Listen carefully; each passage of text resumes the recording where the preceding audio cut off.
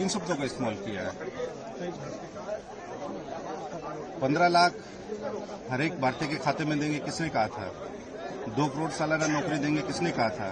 बिहार को विशेष पैकेज और विशेष राज्य का दर्जा देंगे, किसने कहा था? बिहार का विकास करेंगे, किसने कहा था? हाँ, बिहार की बोली किसने लगाई थी? बिहार के डीएनए को खराब किसने कहा था? अगर ये उनके वादों को याद दिलाना गुनाह है तो ऐसी एफआईआर आप हर प्रखंड में कीजिए।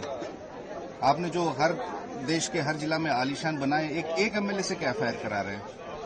पूरे देश भर में जितने बीजेपी के एमएलए कराइए, हम लड़ेंगे। लेकिन जब भी चुनाव आता है, एक नैरेटिव सामने आता है प्रधानमंत्री। नैरेटिव ये है कि देश के विश्व के सबसे झूठे प्रधानमंत्री हैं।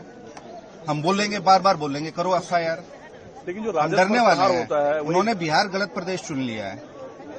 ये वोट चोरी करने के लिए भी गलत प्रदेश चुना और तेजस्वी यादव पे एफआईआर महाराष्ट्र में करा रहे हैं, उत्तर प्रदेश में करा रहे हैं। हिम्मत है तो बिहार में करा लो। और डरेंगे नहीं। उनका एक एमएलए, इसका मतलब उनका एक एमएलए ने किया, बाकी एमएलए नासमझ है। बाकी एमएलए से भी देश भर के बीजेपी के एमएलए से करा लो। लेकिन आजकल आपके पास डेटा अपडेट रहता है, जो जंगल राज की बात बार बार की जाती है जब भी चुनाव आता है, क्या इस चुनाव में भी वही? NCRB, national crime record bureau, गृह विभाग के अधीन है। 1990 से लेकर 2005 और 2005 से लेकर 2025 का जो अपराध का आंकड़ा है उसका तुलनात्मक विश्लेषण कर लीजिए। दूध का दूध, पानी का पानी हो जाएगा। प्रधानमंत्री जी बिहार आते हैं हर 10वें दिन, तो वो आंकड़ा प्रस्तुत कर दें। बड़ी बड़ी एलईडी स्क्रीन तो लगती हैं, सरकारी पैसे से प्रचार प्रसार हो ही रहा है। भ्रष्टाचार को लेकर तो एक नई लड़ाई सामने है। प्रधानमंत्री कह रहे हैं कि कोई भ्रष्टाचारी बाहर रहना क्यों चाहिए? भ्रष्टाचार जितना बिहार में है, भाई साहब आप अब मेरे साथ चलिए, 500 लोग खड़े हैं।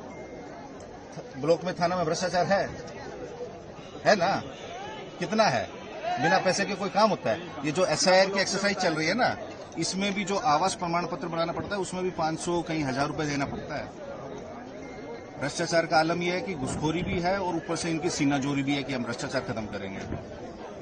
कल जो सुप्रीम कोर्ट का रुख रहा है एसआईआर को लेकर, उस पर आपका क्या है? सुप्रीम कोर्ट में लड़ाई लड़ रहे हैं ना हम लोग। लड़ाई लड़े तभी तो माननीय उच्चतम न्यायालय ने कहा ना कि आप आधार कार्ड को भी सम्मिलित करिए। नहीं तो कहां सम्मिलित कर रहे थे? चुनाव आयोग तो नहीं कर रहा। चुनाव आयोग जो बार बार दावा करती है कि कोई भी पॉलिटिकल पार्टी अब तक आके कोई क्लेम नहीं करती है, क्यों नहीं? भैया मैं आपको रिटर्न में कोई चीज दे रहा हूं, आप एक्सेप्ट ही नहीं कर रहे हैं।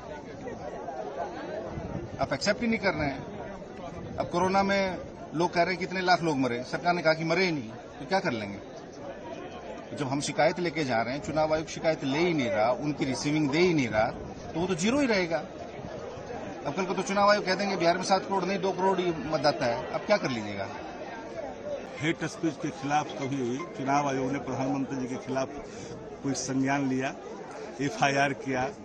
मंगलसूत्र से लेकर टोटी से लेकर भैंस तक की बात कही गई, किसी ने संज्ञान लिया? विपक्ष पर सत्ता प्रतिष्ठान के लोग लगातार करते हैं, लेकिन इससे कौन डर रहा है? एक सरकार जब डर जाती है जनाक्रोश से तो सहारा लेती है कोर्ट कचहरी का, सहारा लेती है थानों का। देश में जब डरने वाले हैं, आंख में आंख लड़ा कर करके मोदी जी को चुनौती दे रहे हैं। और मोदी जी इतने डरे और सहमे हैं, उनके हर भाषण में तेजस्वी की खौफ दिखती है। यही तो है।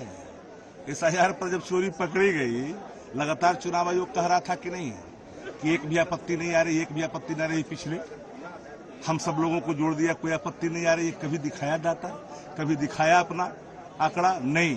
इस बार भी वही कर रहा है कि अभी तक कोई आपत्ति नहीं आ रही है। आपत्ति तो लगातार दर्ज की जा रही है। कोई खौफ नहीं है आप लोगों को? कौन सा खौफ? लोकतंत्र में अगर आप जनता के मुद्दों पर, जन सवालों पर आप लड़ रहे हैं तो एफआईआर से डरिएगा तो फिर कैसे चलेगा आगे? देश की आजादी के दीवाने अगर अंग्रेजों से डरते, मौत से डरते, थानों से डरते, कोर्ट कचहरी से, तो क्या देश आजाद होता? देश आजाद नहीं होता।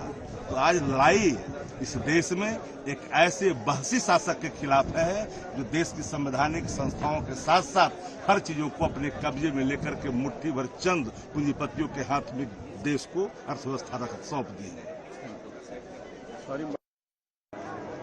हाँ।